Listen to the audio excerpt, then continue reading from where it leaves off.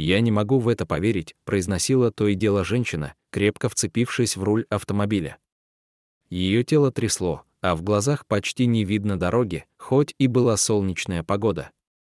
Час назад она застукала уже бывшего, любимого мужа в собственной постели со своей подругой. Она почувствовала всю боль предательства не от одного, а сразу двоих близких людей. Ее тошнило от одной мысли, чем они могли заниматься на простынях, которые она выбирала вместе с подружкой. Но еще больше ее грыз факт унижения. Она к своим 30 годам достигла невероятных высот в хирургии, оставаясь при этом красивой внешне. Завистников было много, но не было детей.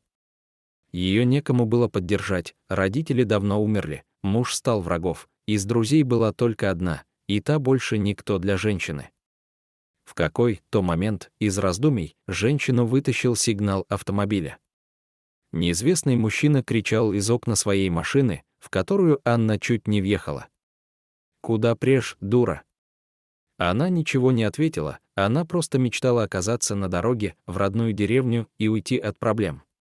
В какой-то момент под колесами захрустел грунт вместо тихого асфальта. Анна была уже близка к родному дому. Вокруг нее мелькали родные картинки, а душе этого уже хватало, чтобы успокоиться. Резкий тормоз. В этот момент девушка не понимала, что сподвигло ее отвлечься от пейзажей и посмотреть на дорогу, а тем более, каким чудом она успела нажать на педаль тормоза. Отойдя за пару секунд от шока, она вышла из машины. Подойдя к носу автомобиля, она замерла. А затем, убирая блондинистую прядь волос за ухо, слегка нагнулась, рассматривая маленького рысенка, которого она чуть не сбила минуту назад. «Ты откуда взялся такой?» — произнесла она, но не рискнула приблизиться. Он хоть и маленький, но дикий. Котенок только мяукал в ответ. Через секунду женщину отвлек шум из-за кустов. Откуда выбежал второй рысенок, который также активно мяукал. «Где ваша мама?» — сказала Анна, хоть и понимала, что ей не ответят ничего дельного, кроме мяукания. Котенок, что был рядом, ринулся ко второму. После чего оба побежали вглубь леса. Однако, поглядывая на женщину, продолжая мяукать, словно зазывая. Анна так подумала. Она пошла за ними. Каблуки проваливались в неровную поверхность, но молодая блондинка шла уверенно.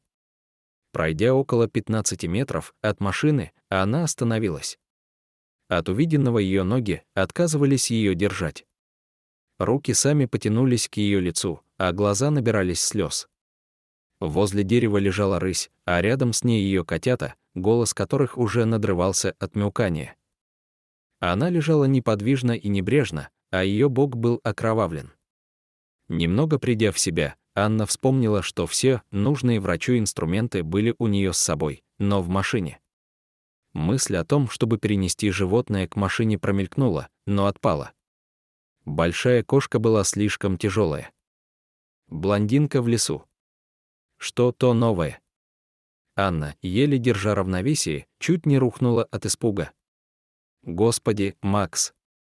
В лице Игоря, женщина бывшего одноклассника. Аня. Эта девушка была последней для него, кого он мог здесь и сейчас увидеть.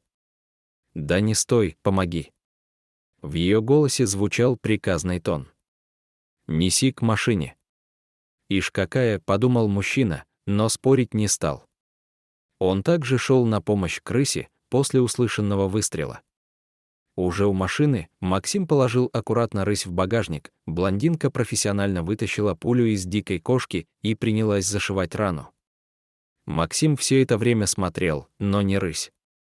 И даже не на руки красивой девушки, а на нее саму.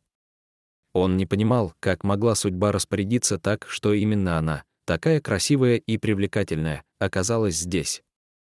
Он помнил ее еще девчонкой, чумазой и активной. А позже слышал о ее успехах и о том, что она давно вышла замуж. Он знал, что родителей ее давно нет. Что она тут делает, думал он. «Алле». Вытащила Анна мужчину из раздумий. «Можем ехать». Мужчина только улыбнулся. Шло время, Анна почти забыла о жизни в городе. Она уже не хотела возвращаться. Здесь она нашла любящего человека, новую работу, медсестрой в местном медпункте, куда ее с радостью взяли. Дело у молодых шло к свадьбе, и в скором времени, без роскошных ресторанов и богатых изяществ, но скромно и искренне весело, Анна и Максим сыграли свадьбу. Однажды, когда Максим еще затемно ушел на работу, оставив любимую жену в постели, случилось невероятное.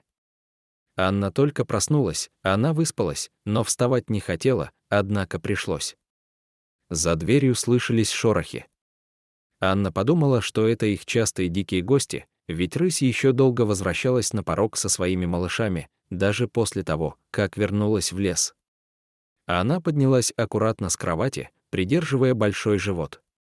Девушка была на последнем сроке.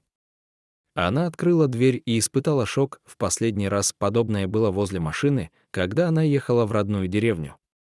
На пороге действительно были взрослые рыси, но в зубах они держали то странный непонятный мешочек, который издавал то непонятный звук. Аня сразу бросилась смотреть, что же такого принесли ее подружки, но ее очень настораживало загадочное звучание.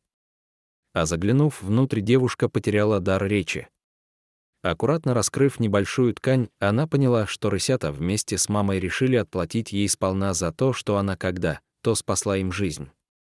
Непонятный свет прямо из мешочка ударил девушке в глаза. Такого идеального перелива и мерцания она не видела никогда. А мешочек просто сиял бриллиантами, которые своей красотой сводили с ума. Давно в деревне ходили слухи, что еще про союзе воры то с мешком драгоценностей здесь затерялись. Но чтобы так их обнаружить? Вскоре девушка продала большую часть драгоценных камней и построила себе шикарный дом. И квартиру купила на будущее для своего ребеночка. Но из деревни уезжать они никуда не собиралась. Ведь здесь был ее муж и верные лесные друзья.